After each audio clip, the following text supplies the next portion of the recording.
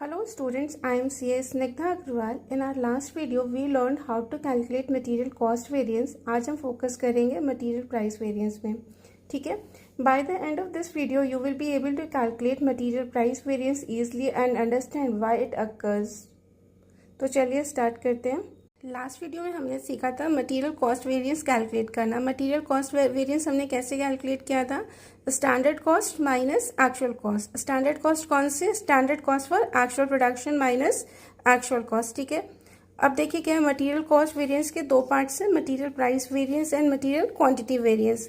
आज हम क्या कैलकुलेट करना सीखने जा रहे हैं? Material price variance. सबसे पहले हम ये देख लेते हैं कि मटेरियल प्राइस वेरिएंस के रीजंस क्या क्या हो सकते हैं कि क्यों मटेरियल प्राइस वेरिएंस होता है.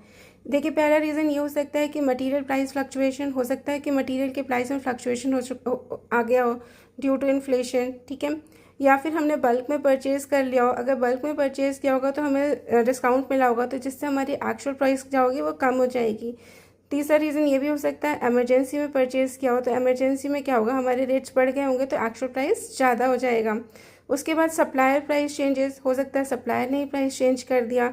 या क्वालिटी डिफरेंस, यानी अगर हमने इन्फीरियर क्वालिटी के गुड्स परचेज कर लिए होंगे तो हमारी जो हमारा प्राइस होगा वो कम हो जाएगा.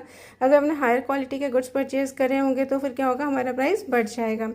हो सकता है ट्रांसपोर्टेशन एंड फ्रेट कॉस्ट में कुछ चेंजेस आ गए हैं, उसकी वजह से भी हमारा प्राइस वेरिएंस हो सकता है. या फिर इनएफिशिएंट परचेजिंग डिसीजन, हमने जिस सप्लायर से गुड्स परचेज करे उसने हमें क्या किया कि हायर रेट में गुड्स प्रोवाइड करे, ठीक है.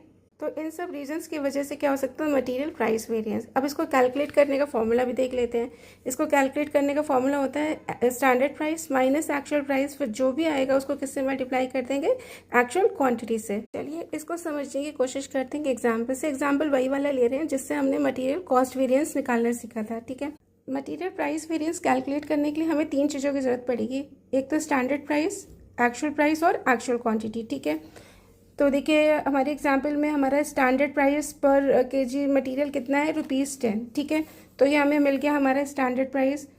दूसरा हमें चाहिए एक्चुअल प्राइस. एक्चुअल प्राइस देखिए कैसे आएगा, कॉस्ट ऑफ मटेरियल दिया हुआ है हमें 2,52,000 और मटेरियल यूज़ दिया हुआ है 28,000 केजी, यानी कि 28,000 केजी की कॉस्ट कितनी है, 2,52,000 केजी, सॉरी 2,52,000, ठीक है. तो पर केजी कितना हो जाएगा, ये 2,52,000 डिवाइडेड बाई 28,000, तो ये आ जाएगा ₹9. तो हमारे पास ये भी आ गया, APP हमें पता चल गया 9 का.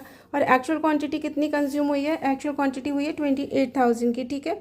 तो हमारा मटेरियल प्राइस वेरिएंस कितना हो जाएगा, 10 - 9 इंटू 28,000, ठीक है. क्योंकि हमारा एक्चुअल प्राइस कम है तो ये हमारे लिए फेवरेबल है.